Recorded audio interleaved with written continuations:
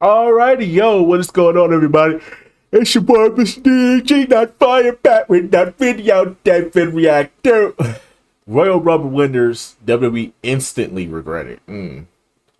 Instantly regret it. Let's see here.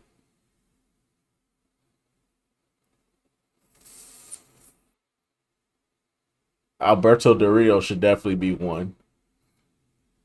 I can't think of any other times. But anyway, so without further ado, let's get right into this. 9 times WWE instantly regretted the Royal Rumble winner, Edge, in 2021. When Edge won the 2021, or the COVID Royal Rumble as some call it, fans were very pleased. Edge's journey back to the world title picture was definitely a WrestleMania-worthy storyline, and Edge vs Roman Reigns would be a welcome main event for WrestleMania 37. It was. The issue here was that Vince McMahon was fully invested in the idea of a Daniel Bryan vs Reigns feud, and McMahon devoted all resources to the angle following the 2021 Rumble. This put McMahon in a difficult position, and it was almost as if overnight he had regrets about making Edge the 2021 Rumble winner, and he proceeded to go into an alternative direction for the biggest show of the year. Whilst Edge would indeed still be officially the #1 contender for WrestleMania, WWE would add Daniel Bryan to the match. McMahon's infatuation with Bryan in 2021 was a far cry from the days when McMahon believed that Bryan wasn't even a main eventer, as he was now changing the WrestleMania main event plans to incorporate one of his favorite stars. The triple threat match received universal praise from fans, and the singles match between Reigns and Edge would eventually go down at the 2021 Money in the Bank event. Yeah, I don't think this was a regret. I don't really think this was a regret, probably from Vince's standpoint, but like, this was. That was a good. Daniel Bryan is a good audible. Like, let's be real. If you need an audible, Daniel Bryan is your guy. Let's just be real about it. I don't think that was a bad move at all. Letting Edge win the Royal Rumble, but still include Daniel Bryan. Like, I think at that time the WWE had no choice. They had to give us fan service. There was no choice in the matter. You had to give us fan service. We're not fair. So you had to give us fan service for Royal Rumble.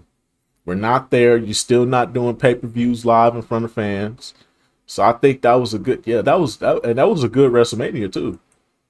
Charlotte Flair in 2020. One of the common complaints relating to WWE during Vince McMahon's final few years in charge was that every major decision seemed spontaneous and the company lacked any long-term storytelling.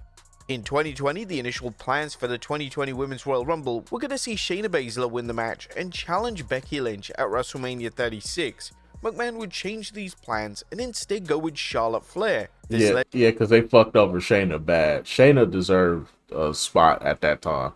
At that time, I still feel like she deserved a spot now. I don't know why they won't push Shayna Baszler to where she needs to be. Because if they had it down packed so fucking good, bro. She's a former UFC person. Have her come in, just whoop ass, take names, dominate, and let her go on. She was hot at that time. Like she had the crowd behind her, bro. And they ruined her momentum badly. Led to confusion amongst fans, as it was unclear where Flair would fit in the title picture at WrestleMania, and WWE creative were also confused, as it was even claimed that the two respective main roster title matches were set for WrestleMania. It's likely that McMahon got cold feet in relation to Baszler, and he opted for the safe choice with Flair. The problem was that McMahon was then tasked with placing Flair in the title match, and he decided to move forward with Flair challenging for the NXT Women's title, which was suddenly being labeled as an equivalent title to the main roster's championships. When it comes to Flair's win, it wasn't necessarily a case that WWE regretted the booking call, it was more of a case that her win created nothing but headaches for the creative team. Lex Luger in 1994. And whilst it was clear that WWE wanted Lex Luger to be the next top babyface in the company, there was always some hesitation in going all the way. At the 1994 Royal Rumble, WWE would decide to have both Luger and Bret Hart win the respective matchup. As a result of this historic booking call, both men would challenge for the WWE Championship in two distinct singles matches at WrestleMania 10. Now Luger would fail in his attempt to become WWE Champion at WrestleMania, whilst Hart would be successful and would close out WrestleMania 10 as WWE Champion. WWE realized in the matter of weeks after WrestleMania that Hart was the right guy to carry the company, and that the Luger experiment was never going to succeed. In hindsight, WWE should have proceeded with the solo Rumble win for Hart, yet there may have been a glimmer of hope that Luger could finally attain the popularity they desired. Shinsuke Nakamura in 2018. Shinsuke Nakamura winning the 2018 Rumble was a huge deal, and it was a sign that WWE were going to push Nakamura heavily as they approached WrestleMania 34. Nakamura vs AJ Styles was a certified dream match for WrestleMania 34, and fans were convinced that the match was destined for the main event slot. However, just weeks after Nakamura's world title win, it became apparent that Roman Reigns vs Brock Lesnar was going to be the main event of the show. It was almost as if WWE wanted Reigns to win the Rumble, but they didn't want to have the crowd to have a negative stance on the victory. Pretty much. This theory was supported by the fact that Nakamura didn't win at WrestleMania, and he never managed to capture the WWE title in his numerous attempts throughout 2018.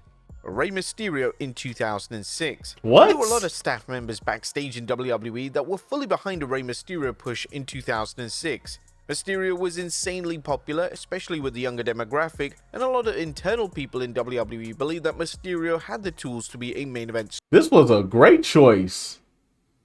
This was a great choice, especially after the Eddie Guerrero stuff. This was a great choice. This was a great choice. This was great. Yeah, you had to add Randy Orton to it because obviously you had to do something with Randy. You had to push Randy to the moon, but nobody didn't mind it though. Randy was at his best at that time. Like he was showing signs like, yo, this dude is legit heel. Star. The one man that didn't share this belief was Vince McMahon. McMahon didn't believe that Mysterio had the size or stature to be a world champion, and when McMahon reluctantly agreed to have Mysterio win the Royal Rumble, it took literally days for McMahon's regret and resentment to come out via Mysterio's booking. He would often look like a joke, and WWE fans had a tough task in taking him seriously in the role due to this backwards booking. The same can be said for Mysterio's eventual title win. Although Mysterio won the world title at WrestleMania 22, it was against McMahon's vision, so McMahon decided to book Mysterio as if he was a total afterthought. Ronda Rousey in 2022. The WWE was under the impression that fans would be delighted to see Ronda Rousey Big regret right here, because the way how she went out, sad. She went out sad. And the way how she talked bad about wrestling, good riddance. 10 at the 2022 Rumble. Whilst granted Rousey's initial pop was impressive, the fans lost interest the moment she began to wrestle, and as her in-ring work had dramatically regressed, and she looked completely lost in the match.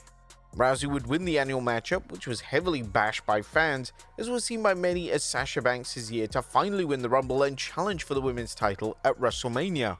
It was also reported that WWE didn't have Rousey's WrestleMania plans locked in, which was baffling, as why on earth would you book a wrestler to win the Rumble if you don't know what their WrestleMania direction is going to be?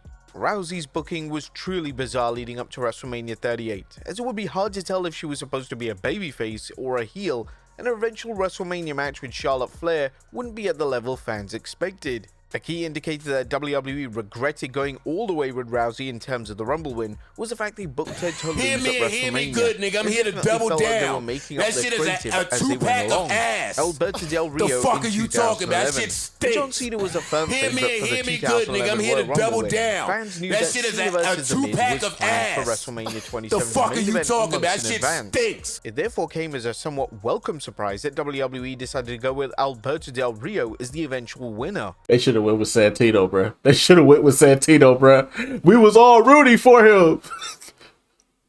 Boo Vince McMahon. Boo this man right here. Boo. Boo this man. We was rooting for Santino, bro. We wanted Santino to win, bro. We want to see Santino succeed, bro. We just wanted to see him have that moment, bro. Just give him that one moment, bro. Trust me, you won't regret it. We was gonna be 100% behind him. He's an underdog, the ultimate underdog. On top of that, we would have been 100% behind him. But nah, WWE don't want to take chances. They want to go up the safe route and shit. Fuck out of here. Whilst they were high on Del Rio from his initial debut, based on his booking following the win, it was a given that he would be walking out of WrestleMania 27 as world champion, and WWE were evidently still unsure if he was ready to be a main eventer. WWE would also place his eventual world title match against Edge in the opening slot of WrestleMania, which was perhaps a sign that WWE had a lack of faith in the matchup. WWE would rinse and repeat this cycle with Del Rio over and over again, and whilst he would indeed ultimately commit to making Del Rio world champion, he never truly lived up to the heights and expectations that WWE had initially envisioned. Batista in 2014, and WWE was sent into utter turmoil following the 2014 Rumble. This was a bad time for WWE because you had a guy that was white hot and you was like blatantly ignoring him, but the crowd would not let y'all ignore him, bruh. The crowd had him. The crowd wanted him. They wanted Daniel Bryan, bruh. If not Daniel Bryan, they was gonna go for CM Punk, but obviously CM Punk had to be a bitch ass nigga and take his ball and go home. But I digress. Y'all CM Punk fans don't want to talk about it though. I'm just keeping it real. But you had a guy that was white hot. Like if you touched him, you would disintegrate into ashes immediately. That's how fucking hot he was, bro. Daniel Bryan was that fucking hot, and you don't pull the trigger on that. That was stupid. I'm just looking at WWE around this time. I'm just looking at WWE like, what is your direction? What do you gain from Batista? Like, bro, we ain't seen Batista since 2010, and then he comes back and he just gets a title shot just like that. No, we don't want to see that. We know Batista gonna leave again, so we know this ain't gonna. So you basically wasting a Rumble spot. You wasted a Royal Rumble for a nigga that's not even gonna be back after WrestleMania. Fuck out of here. Not only was a consensus to the Rumble overwhelmingly negative, but CM Punk had walked out of the company, and the heroic babyface Batista, who had been chosen as the winner of the match, would be vilified.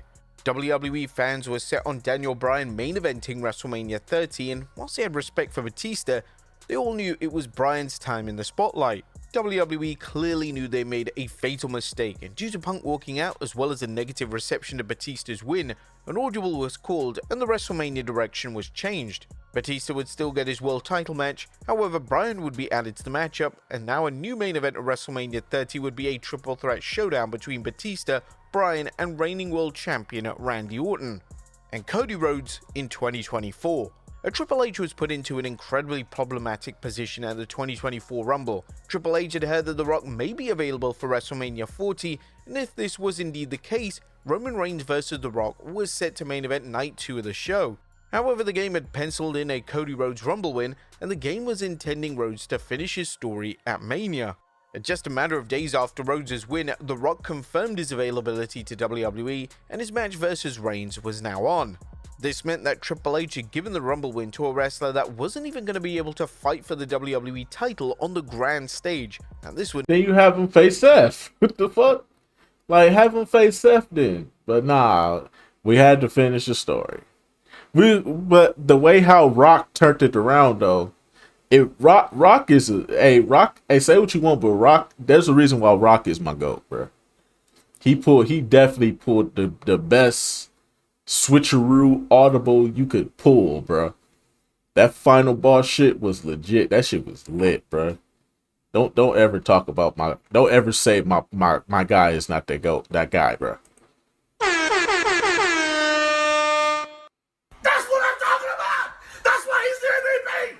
That's why he's the GOAT. The GOAT. That's why he's the GOAT. That's why The Rock is a GOAT. Yes, I have him over Stone Cold. Yes. I don't care what y'all say. Fight me. Would no doubt have given him sleepless nights. According to Triple H, he believed that having Rhodes lose the Rumble match would damage him, and he wanted to move forward coming out of that Rumble win. From The Rock's side, his camp believed that the easiest thing to do was to have CM Punk win, but even if Triple H went down that route, it would have led to issues, as Punk was greatly injured at the Rumble and wouldn't have even made it to WrestleMania. WWE would come up with this angle on SmackDown where Rhodes would give away his WrestleMania spot to The Rock. The angle turned into one of the most detested angles in WWE history, and the fans were close to rioting. Due to this, the plans changed and Rhodes vs. Reigns 2 would come back into the picture, whilst The Rock would then turn heel. Whilst this was a WrestleMania setup like no other, it created some of the most exciting television imaginable leading up to WWE's annual spectacle. But there you have it, folks. 9 times WWE instantly regretted the Royal Rumble winner. Yeah. Say what you want, but that was a